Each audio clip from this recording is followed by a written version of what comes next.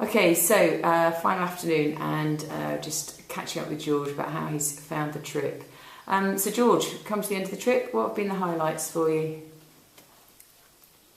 Probably House of Love Africa, because it was just a great atmosphere over there, and like I said before, it just goes to show that no matter how dark life may seem, it's always got a bright side.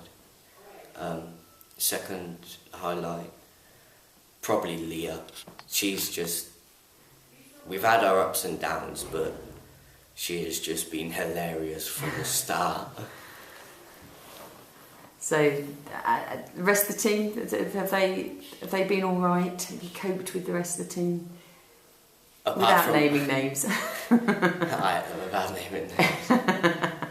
Yeah, they've been real supportive, and I'm happy that I came on the trip with them. I think we've got on pretty well, haven't we? All things considered. Yeah. Brilliant. What have been the challenges for you on this trip? Without naming any names? Without naming any names. Probably lack of sleep. Okay. And is that partly because of the person I was sharing rooms and not having the same sleep patterns and that sort of stuff? Okay. Any other challenges, you know, when you've been out on the projects and things, have you any of the stuff that you found? Like stepping out of my comfort zone and standing up in front of people and like delivering lessons, because I don't usually do that, and anybody will tell you that I don't like the spotlight on me. You're not really enjoying this, are you? Not really. So just the fact of that you did deliver the lessons, you did step out of your comfort zone, how did that make you feel? Uncomfortable. At the time? Afterwards? Yeah. Afterwards I was proud of myself for doing it, and yeah. And is that something that, knowing that you can do that, is that something that you will sort of take home with you? Can you see how you can... I could do it again, but I wouldn't make it one of my hobbies. Right, no, that's fair enough. So what have you... Is there anything else you've learnt about yourself while you've been on this trip? I'm less patient than I thought I was, and I'm a lot less fit than I thought I was. Oh, really? Yeah. Is that just because you didn't manage to outrun some of the street kids in the water fight today? No, that's partly because of that, and just doing all the walking around the slums and all that lot, and it just really drained my batteries. Right. So. Okay, that's cool.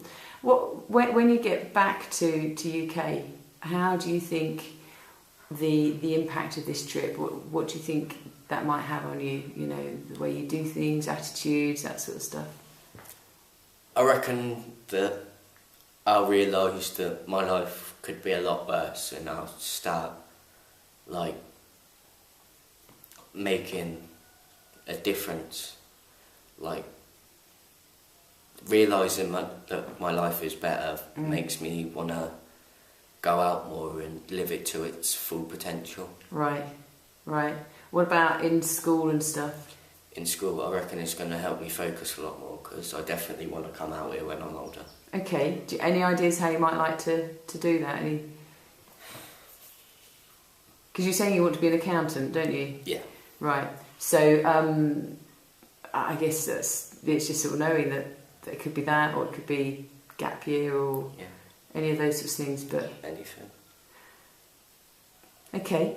So if there was a young person, you know, your sort of age, and you know, one of your mates had the opportunity to come out and do this sort of thing, or what would you say to them? Go for it. It's a life-changing opportunity, and it will open your eyes in so many different ways. And pack more clothes was the other thing pack a lot more clothes than you think is necessary. But definitely a thumbs up for this sort of an experience. So out of 10, how much would you give this? Probably a 12.